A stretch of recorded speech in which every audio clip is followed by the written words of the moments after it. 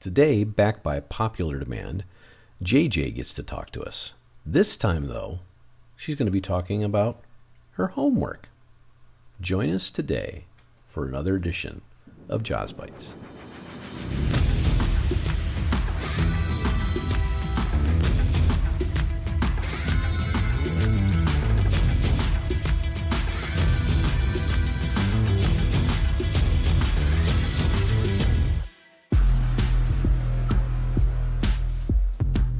Well, welcome back again, everybody, to another JOZ Byte. And today, by popular demand, we have brought back JJ. And we're here today to talk a little bit just about some of the kind of things, the obstacles, the pluses and minuses for what is turned into probably an ongoing future of people working from home in the transportation logistics industry. Can't do that if you're behind the wheel of a truck, of course. But for a lot of us that aren't doing that, we have to spend time in front of our computers. Not unusual for anybody going to the office, but the way we go about our lives at home, what we do to get our work done at home, is an important topic to discuss. So welcome again, Jennifer Joslin. Hi, thank you so much for having me again, Chris. Hey, well, I'd like to just kind of jump into this because I don't want to take up too much time again for everybody that's out there. I know that everybody is busy, and especially if they're at home these days, listening to something or watching something at the same time trying to get their job done is sometimes a difficult thing, but it is also becoming more and more commonplace. From your point of view, JJ, what do you see as some of the overarching pitfalls and some of the things that are occurring today amongst employees at home? Well, it's certainly more common than it was up until about a year ago. There were plenty of people who were remote workers, and it was often seen as a benefit for some people who were able to be working remote. But now it is, I think, the more common position for people who work in an office environment and where they're not, for example, a frontline worker, or in our industry, a driver, or someone who needs to be at the yard to sign in these drivers, or someone on site just required for their job to be completed. Whereas dispatchers, accounting personnel, HR personnel, all of these people have found themselves in a position where a lot of them are working from home. Mhm. And, um, 12 months down the road, I think we've found a bit of a way to get it done. But certainly in the early days, it was not just were you working from home, but if you had a young family, you had your kids at home with you. If you had other responsibilities in your own household, it was very hard to manage your day in the sense of you were no longer leaving your house to actually go to work. Everything was usually surrounded around the same room or the Right. same desk, and with Well, that came a lot of challenges. Jen, you bring up an interesting point there, and it flows into thinking about how do you adapt to new situations.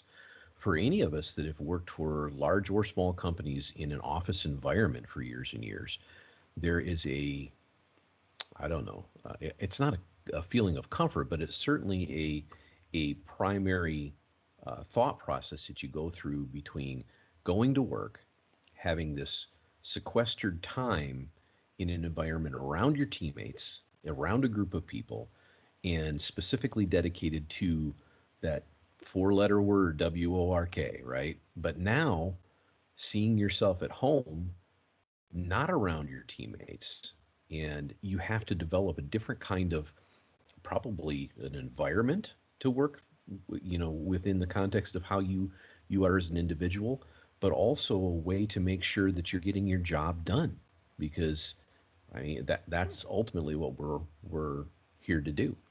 So how have you been able to adapt and kind of move from certainly the commute must be better because I know enough about you to know how long your commute was, but how did you go about adapting to the new style of work? Well, in a couple different ways. Number one, first thing I did when I was sent home and for the unforeseeable future was I made sure I had some workspace that I dedicated just to work in my home. I was lucky enough where I was able to turn this room I'm in now into my own personal office, somewhere where I was able to close the door when I was on a call, have a little privacy if I needed to get something done, and without getting, bothered by everything else going on in the house. But even if you're in a position where you can do that, I would recommend just getting a tiny little desk and I, get a fake plant or something next to you so it feels like you're in a bit of a cubicle even in your own Yeah. home. It's so easy to be working from home and just consider, all right, I've got my laptop. I'm going to park it on the couch and get as much work done as I can. But in my personal experience, I found, well, that does work sometimes, after hours if you want to catch up on Netflix while also finishing something. Not always recommended, but sometimes you can get work done. But in the general sense of your day job and the stuff that's required of you throughout the week, it's always good to have a place separate from where you do your leisure time. See, you bring up a very interesting point, in one that, see, I personally have always been a very big advocate of telecommuting.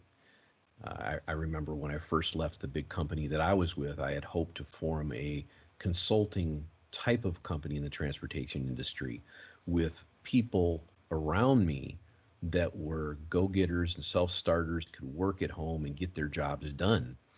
And I've always been an advocate of that, but um, I haven't seen it as a viable way for a whole spectrum of people to adopt that kind of work habit. And it comes down to personal habits, I would imagine. I think you even mentioned, you said get the laptop out, do some after hours work, and watch Netflix at the same time. Now, it, I know people that do Netflix during the middle of the day while they're working. Not advised at all, as you say, and a real problem if companies are looking to extend the idea of telecommuting beyond this pandemic period. So, have is there a certain routine that you go through, a regiment that you have? Is there some kind of construct that you have come up with in your day-to-day time period of doing business that keeps you focused the way you need to? Yeah, I would say the first thing I do is I pick a time in the day where I will start working.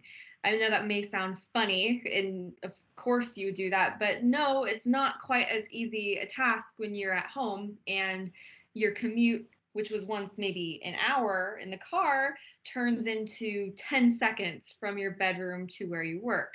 And oftentimes you'll find yourself getting up super early and thinking, I might as well get to work now and, work 12 hours today. Or, oh, I'll sleep in because I don't have a commute anymore and I'll just roll out of bed, put, you know, some clothes on, or just wear the clothes you wore to bed and sit down at your laptop. So the first thing I do is, or did, was I picked a time of day where I would start working. And every day, Monday through Friday, that is when I start working. If I typically I do get up earlier than that, I take that time in the morning to do everything else you did in the morning before, shower, get dressed, clean up, make breakfast, have a coffee, all of those things. And I also pick a time to stop working because, like I said, it's so easy to be distracted throughout the day. In my personal life, it was always a good idea to put a regiment there, and where I wasn't taking all day to like, oh, I'll also take a 40-minute break here to watch 8:30 at night. I'll catch up with what I missed at 2 o'clock. That I would recommend everybody make a schedule for themselves, sometimes around other things, because there are people who have circumstances right now where they have to take kids to school, or not even take kids to school, they have to teach school at home. So there are Very good point. circumstances here, Very good but point. it would be highly recommended that you make a schedule for yourself and keep to it as strict as possible while you're at home. See, I think you're touching on some subjects here that are kind of a volatile in a way from a personal aspect. Not me and you personally per se, but people out there that are going through what they're going through now. I mean, if you were a single mother that had just as an example, that had a job as a dispatcher for a local trucking company, and you went in or a brokerage company or something like that, and you went in every day, and for most of the period of time you were at work, your child or children were at school, and you had to make sure that either one end or the other of that school period was, handled by a neighbor or friends that took care of those kids or whatever the case may be. You had a certain time that you were allocating to work and a certain time you were allocating to home. And now these things are blended in such a way that it gets very crazy. And I'm wondering how the masses are really handling this. And as we converse about this, and as the audience out there is watching these kind of things and understanding that this is a bigger picture and you're not alone, please comment on these things, start the communication process. One of the goals of what we're trying to do with these interviews and these podcasts is to really make people understand that this is something everyone is involved with, that transportation in general in this business segment is something that is important to the world at large, but comes right down, unlike a lot of businesses, it comes down to a very high touch environment, and it is very personal. And if you're an individual going through a lot of these problems, I think what Jennifer's suggesting, and maybe you can elaborate on it a bit, is suggesting that you have to. It's not even a something you can get around, because otherwise it's just a bunch of chaos. You have to create some kind of structure for yourself. If you were talking to a new hire today, let's say you in your department had to hire a new person, but during this time we can't bring them into an office at this point yet, what would be a couple of pointers that you would give them to try to make sure that they were in the right state of mind and had a good framework around what they needed to do? Well, number one, I would give them some encouraging hope and let them know this is possible. Some people, when they think of the idea of working from home, they get really excited because their home is comforting to them, or they feel like, I'm glad I don't have to commute anymore. And these are all pros to working from home. And some people think, I would rather be anywhere than at my house when I'm working. There's too many distractions. I feel like I can't get work done. The type of person who needs constant, a presence around me to help me get work done, or in teams, whatever. These are all possible when you work from home. There are so many resources out there with everything from Teams, Microsoft Teams, to Zoom, to even your phone. You can get on a phone call with anybody in your team all day long. It is a transition period, definitely. It is not always an easy transition period. However, the number one thing I would tell anybody who is joining my team and working from home who had never done it before, I would tell them, look, there are plenty of challenges that go along with it, but it's very possible. And once you get in the groove of it, I feel like sometimes it can be even more effective. There's a lot of fluff around being in an office that people like and people don't like. And whereas we can make all sorts of arguments for why having an actual physical office and a space to go to as a team is a good thing, which I do think is a good thing, just my opinion. However, there are plenty of things that you can do online and work together. And honestly, this is the way of the world.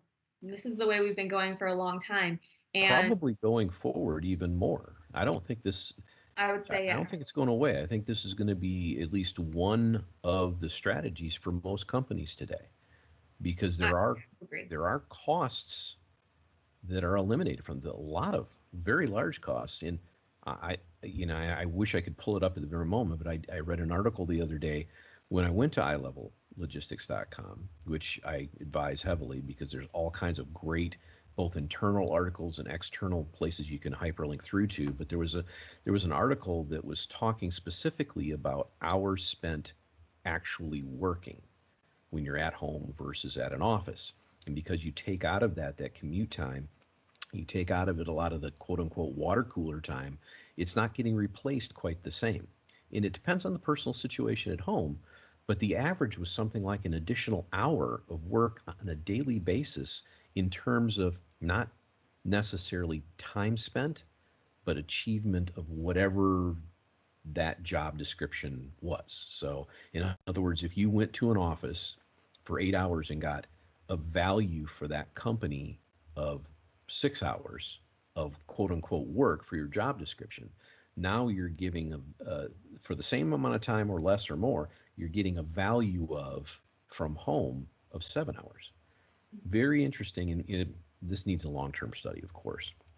But one of the biggest things that you just touched on a moment ago was a communication piece. You mentioned Microsoft Teams, you mentioned Zoom. There's a whole lot of other different ways to communicate these days, both on, there's a million different text modules and platforms, of course, and social media is partly involved in that on things like LinkedIn and Facebook groups and things like that. So there's a lot of ways to create a teamwork environment, but handled in a more focused manner. So from a communication standpoint, what do you personally use to make sure you're in touch with the people you have to be working with in groups? I use Teams, Microsoft Teams, a lot. We also have branched out into other Microsoft apps. This is just my personal Teams, Microsoft Planner, which I had never used before. It's been around for a while, but it's a great place to manage projects in a team-oriented environment.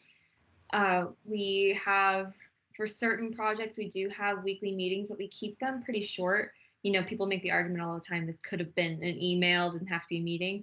Well, same goes for getting FaceTime over Zoom. Sometimes you'll sit there and you'll be like, what was the point of this? We just did a 30-minute call where no one spoke, half the people didn't have their camera on, and I'm not arguing for or against that, but it's the same thing as having meetings in a conference room with a long conference table, and whereas people may think it wasn't necessary.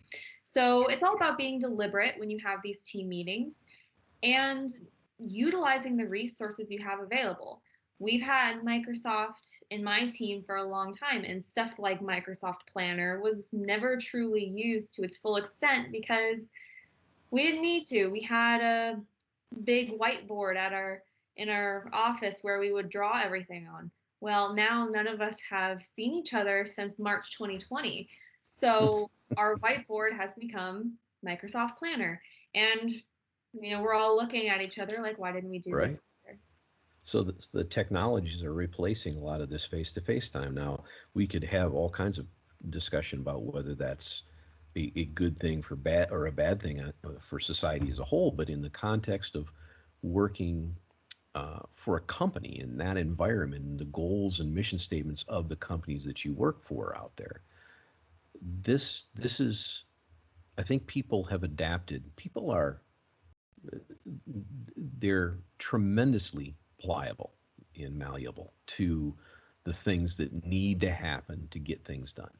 And our transportation logistics supply chain in general is shown tremendous flexibility over time with the crazy outlier things that happen in the world today, whether it's a regional, local, or international types of things that affect our entire network. And as individuals working for transportation companies, we need to be able to lean into that, understand what's going on, and adapt. And this is, I think, just a function of that. It's an important function that I wanted to make sure we talked about a little bit today. But if you were to say gauge for me, the top thing when you're working from home is having the ability to control your own strategy, your own time schedule during the day. It's almost like a giant to-do list. You have to contain what you do in a certain time frame and in a certain way to be able to get your job done. That's job number one, and communicating is job number two. You got to start feeling comfortable with doing what we're doing right now. You got to be able to feel comfortable with talking to people via video conference, teleconferences, in these different methods, in short bites, getting the job done that you need to get done. And then you need to find a balance of some kind. Mm-hmm. Now, from maybe it's too personal a question, but have you been able to reach a balance in your life with this? Has it been kind of out of control? Is it getting better? Has it gotten worse? Is it more natural now? What do you think? It's definitely gotten better, and I think more natural would be a good way of describing it. It was pretty difficult at first, just in my personal life at the time. Everything got shut down in 2020. I was moving that same week, so there was a lot of uncertainty. It was crazy. I was moving, and I had a job that I couldn't slow down on, and in an industry that was like up in flames at that time because we were trying to get toilet paper to every grocery store in the world. I joke, but not really either. It was kind of like that at the time, but it was very crazy. And in the following months after that, I really struggled. What I found my issue was, which is why I talked about finding an hour of the day to start and end work every day as best as you could, was I found myself waking up super, super early to get work done and then working way past a normal hour just because I was so stressed out with trying to get everything done that I was just overloading myself and getting pretty burnt out. So over time, I found a way to manage my schedule in a much more healthy way. And I found by doing that, it not only was healthy for my own psyche and just as an individual, not even considering my professional life, but it helped my professional life too, because the work I was doing became better. The conversations I had over, Zoom or whatever Teams, they became more deliberate. At the beginning, it was a lot of plate spinning because I think everyone was concerned about their job, their industry, their lives. That, there was a lot of scary stuff going on in the world. And I'm sure everyone has their own experience that they could share with that. But it was just a very, very uncertain time. And now, while things may still not be totally clear going forward, I feel that most people in this industry can say, well, we've been malleable, like you were saying. We've been flexible. We've been able to hold strong this long. We can keep going even when it's difficult. And yes, we're talking about working from home. How difficult could that really be? Well, it can be. You're isolated. You are used to a certain setting, and you were thrust into a different one, and then told you're not sure if it's ever going to change. And we're not sure if we're able to do it either. A lot of companies went into this totally blind. They were not prepared, and it did take a couple months to really get the snowball going. And like I was saying before as well, I think now, April 2021, over a year since that happened, just barely over a year since that happened, there has been leaps and bounds made, not just by companies, but also by professionals in the industry, in where they aren't frontline workers. So, as I appreciate frontline workers as much as anyone, I applaud them for everything they've done. The people sitting back at home, they aren't recognized as, the people working the front lines, as they aren't, but they are needed to keep everything going just as much as those who are behind the wheel.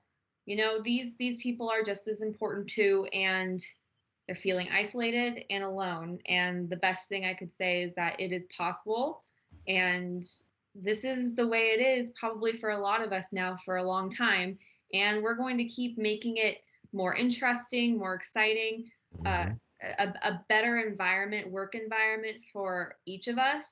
And we can still have that culture in our company that we all wanted before. Maybe it's not ping pong tables and, Friday taco afternoons anymore, but you can still interact with your coworkers and interact with your boss and your management team just the same as you could before.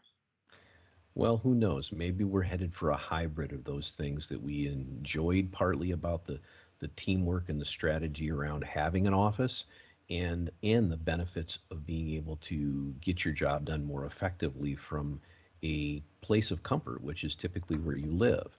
And maybe if I ever learn technology better, I'll learn how to turn off my phone while I'm doing these, because I think you just heard that ring. But It's all good. let's finish My this off headphones with one thing. Let's turned finish off this too. off with one thing, because you touched on it a minute ago when you said you found a more healthy way to do things. And I think that's the one thing we don't want people to forget when we're talking about working from home. There's both physical and mental health to be thought of. This has been an unusually stressful year for all the reasons we all are very familiar with, and it does not go without saying or understanding that this affects every part of your life. And when you're talking about bringing home, dollars for your family, work has got to be very high on your priority list, even if it sometimes doesn't feel as important. But at the same time, you're not going to be able to accomplish your tasks. You're not going to be able to do the job that you were hired to do unless you take care of yourself, both health, physically and mentally, and probably even more important mentally, because I've never sat in a chair so long in all my life, except this last year. So, maybe a final word or two about how you've kind of, helped yourself in that vein. Well, for one thing, like you said, mental and physical. When it comes to physical, it's just like you saying, I don't think I've sat so much in my entire life. And you start to realize it, as so many of us did, when you're like, wow, I walked 200 steps all day long, just going from one room to the other and to my fridge and back, and that's it. So I did make a very deliberate choice a couple of months ago to have a workout regimen for me, and I do follow that pretty religiously.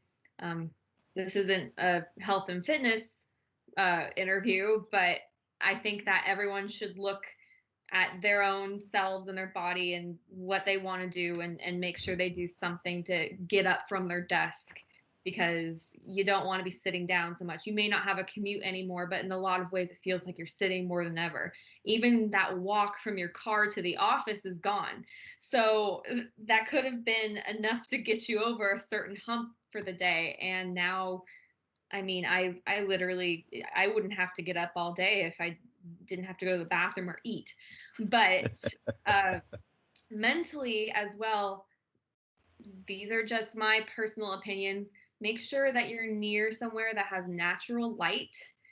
It makes a really big difference when you're Mm. working to not be completely in the dark. I personally work right behind my computer right now is a giant window. I like to sit in front of it. It wakes me up in the morning. It keeps me energized throughout the day. I make sure that I don't just drink a million cups of coffee all day. I like to drink water as well.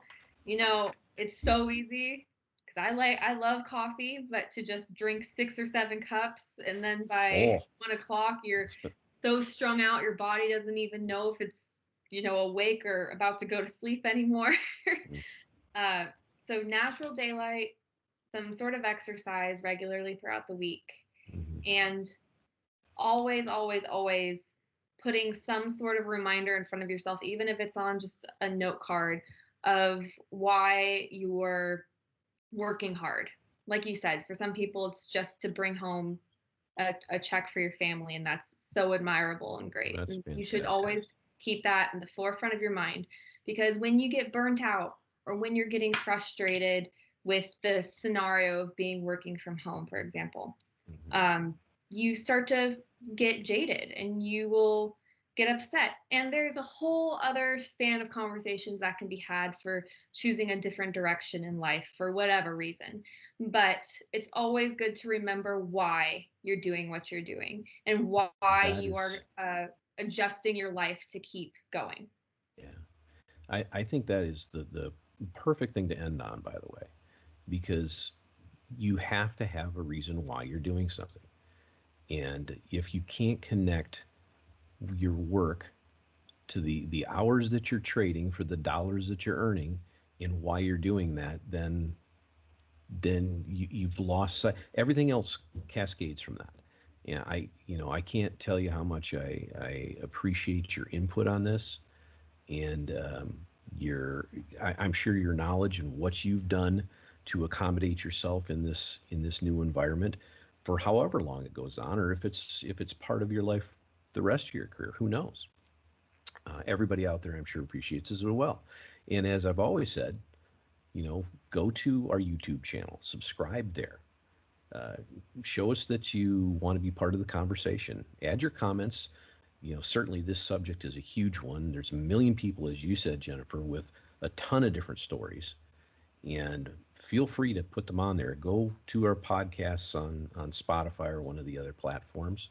And in particular, go to our website, www.ilevellogistics.com. It'll come across your screen if you're watching the video. We'll put it in notes if it's on podcast or something, but go to that, subscribe to our daily, get the message out that this is a business and an industry that needs to be brought to the front of things. And the most important part of any business is the personal capital involved, and that's you and that's me. So thank you again, Jennifer. I appreciate it. And we'll see you again soon on another edition of JOZ Bytes. Thank you, Chris. Happy to be here.